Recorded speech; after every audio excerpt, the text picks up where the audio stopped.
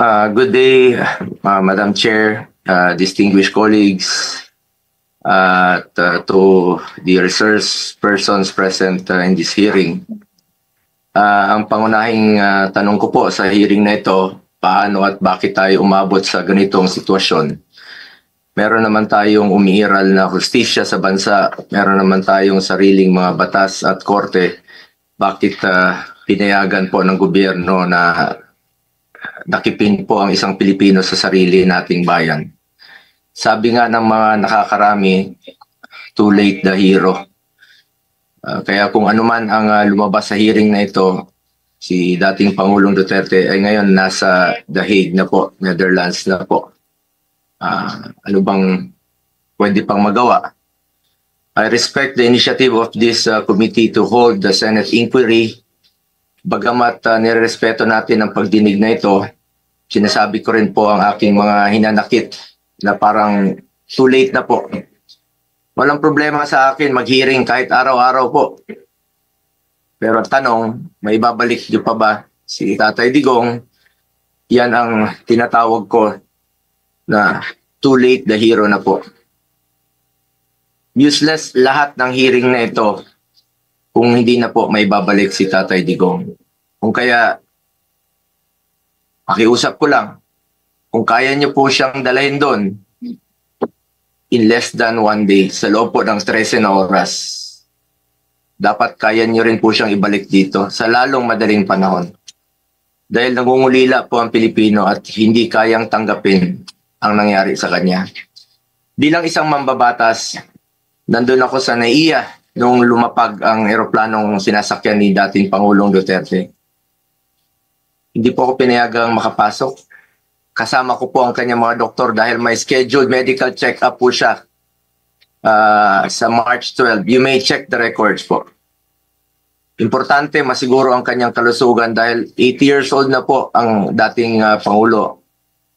Pero mukhang hindi ito naisaalang-alang po ng otoridad dahil hindi siya pinayagan na mapunta sa ospital. Hindi nadala ang kanyang mga medisina. Alam niyo po, ako ang nagpapadala ng medisina niya sa bahay niya. Linggo-linggo po yan. Dahil yan po ang pinangako ko sa kanya noon. Bagamat hindi na po siya nakikialam sa akin sa politika. Pero sa kanyang medical, ay yan ang pinangako ko sa kanya.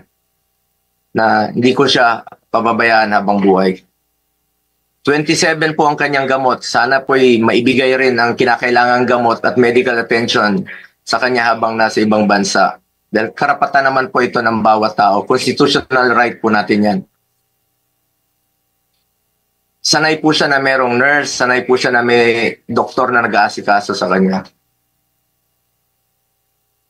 Naikwento nga sa akin ni Atty. Mejaldea na noong unang bumisita siya sa detention cell ay nakapaa siya dahil hindi po na naipasok ang kanyang mga gamit. Alam niyo, hirap na nga siya mag-medyas. Hindi na niya kayang mag-medyas mag-isa. At ngayon, it took Atty. Mejaldea several days bago maipasok yung mga kagamitan na kailangan ni Tatay Digong. Mahirap talaga ang kanyang sitwasyon ngayon na nakadetain. Sa unang pagharap ni dating Pangulong Duterte sa ICC, napansin natin iba po ang kanyang pananalita. Marahil ito ang estado ng kanyang kalusugan. Sa totoo lang po, several times na po naobserbahan ko yan noon. Yung kanyang pananalita, ganun yan. Pag hindi po naibibigay sa kanya yung saktong medisina na dapat niyang inumin. Marami na pong karamdaman si Tatay Digong. Sino ba namang 80 years old na walang gamot na iniinom at walang karamdaman? Yun po ang aking kinakatakot sa ngayon, ang kanyang kalusugan at ang kanyang kaligtasan. Kaya hindi ko po maintindihan bakit hindi pinayagan ng mga pulis ang doktor na makita siya. Okay na po ako, hindi niyo po ako pinapasok. Ilang beses po akong nakiusap. Pwede ba akong pumasok, sumunod? Pinababa nga ako sa sasakyan eh. Hindi po ako pinapasok doon sa Villamor Air Base. Pero nakiusap po ako na unahin na lang po yung doktor niya at yung ambulansya. Lahat naman may constitutional right to seek medical attention when needed. Lahat ng Pilipino, dating presidente man o normal na mamamayan, Lahat ay may karapatan na masiguro ang kalusugan at kaligtasan.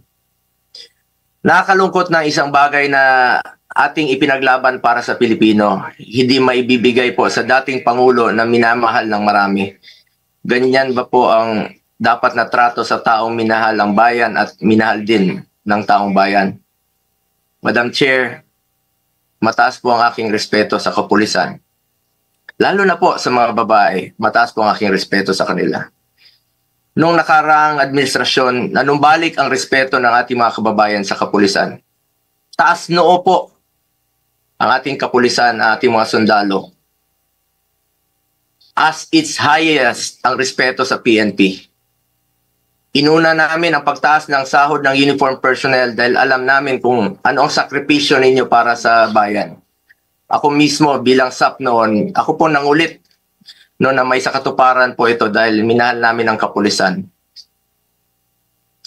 Ngunit nakakalungkot, Madam Chair, na nung nandun ako sa NAIA, nakikita niyo naman po sa video, nagtanong lang po ako sa PNP spokesperson kung saan kami dapat pumunta. Dahil sabi ni Chief PNP Marbil sa 250 po. Nilapitan ko po ang inyong spokesperson at hindi po ako sinagot, tinakbuhan po ako. Sana naman bilang spokesperson, konting sagot lang naman po. Konting respeto, sumusunod naman po kami sa batas. Hindi naman siguro dapat ipagkait sa atin ang respeto at higit sa lahat ang katotohanan. Sa totoo lamang po, ilang beses na po nagsinungaling si now Brigadier General Jean Pardo. Sana po, ma'am, bilang spokesperson, totoo lang po ang sabihin mo, alang-alang sa bayan. Your duty is to be loyal to our flag and to our country. Minahal namin kayo ni dating Pangulong Duterte. Sana, konting respeto lamang po. Kung nagawa nyo yan sa akin, magsinungaling, mas nagagawa nyo po yan sa ibang tao. Respeto lamang sana. Gaya ng pagrespeto at pagmamahal namin sa uniform personnel. Pangalawang beses na po ito na hindi ka sumagot ng totoo.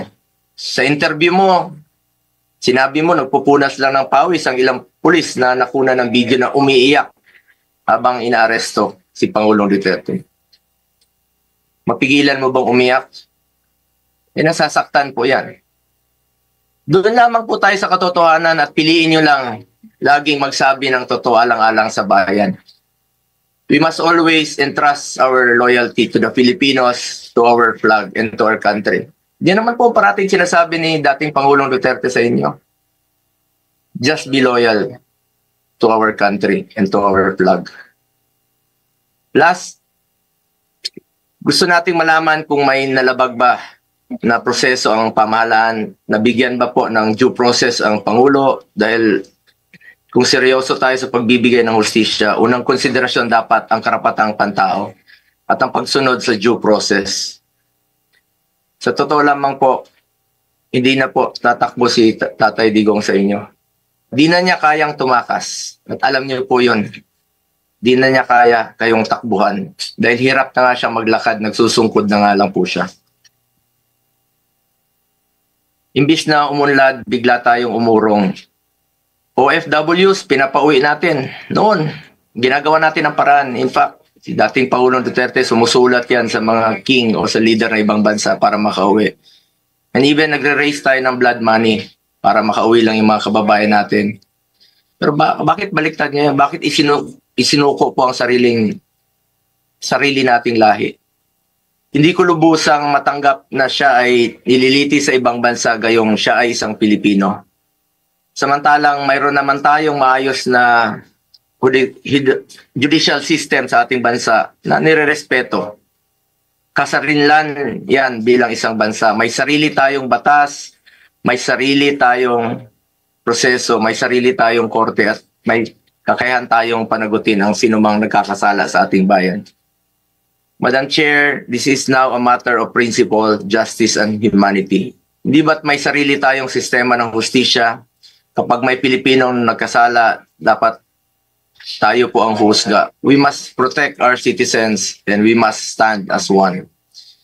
Dagdag pa dito, Madam Chair, Mula noon hanggang ngayon, naninindigan naman po si Solicitor General Minardo Guevara na walang jurisdiction ng ICC sa ating bansa.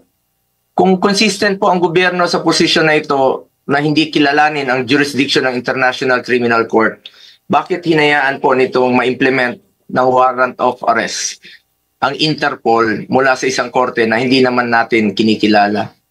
Kung wala naman talagang jurisdiction at may warrant of arrest ang Interpol o ICC, sana binigyan muna ng pagkakataon ng gobyerno through the proper authority like judicial court na i-verify o suriin ang validity ng arrest sa warrant. Ang issue na ito ay hindi lamang para kay Pangulong Duterte.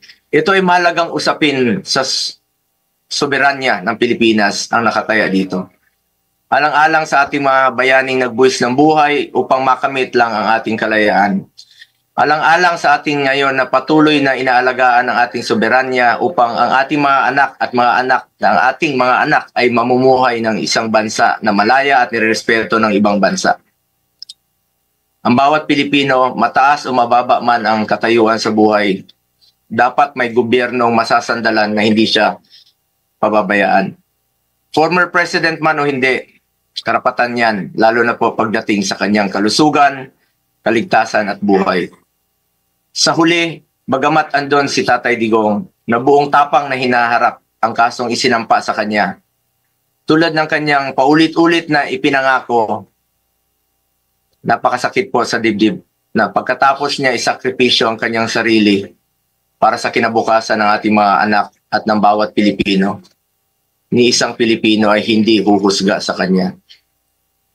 Imbis na ibigay sa Pilipino ang paghusga sa mga ginawa ni dating Pangulong Duterte na paglaban sa droga at kriminalidad, sadly, hindi po ganun ang nangyari. Sabi ko nga, para sa akin, Pilipino po ang dapat humusga sa totoong sitwasyon sa bansa. Kung mas nakakalakad na po ba ang ating mga anak noong panahon niya, hindi po nasasaktan, hindi nababastos. Kayo po ang humusga. Pilipino po ang dapat humusga. Minahal tayo ni Tatay Digong. Ginawa niya po ang lahat para sa bayan. Tanda na po siya.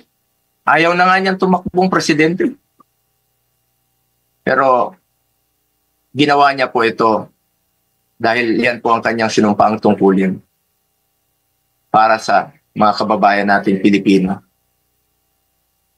Pero ngayon, hindi lang si Tatay Digong ang inialay at ipinamigay ng ating sariling kababayan. Mistur lang inialay at ipinamigay din ito ang karapatan ng Pilipino na husgahan ang ating sariling kababayan at magdesisyon kung ano ang mas makakabuti sa ating bayan. As I said, March 11 was indeed the saddest day in our history. Sana po, hindi na po ito maulit. Marami pong nasaktan na Pilipino. Salamat po.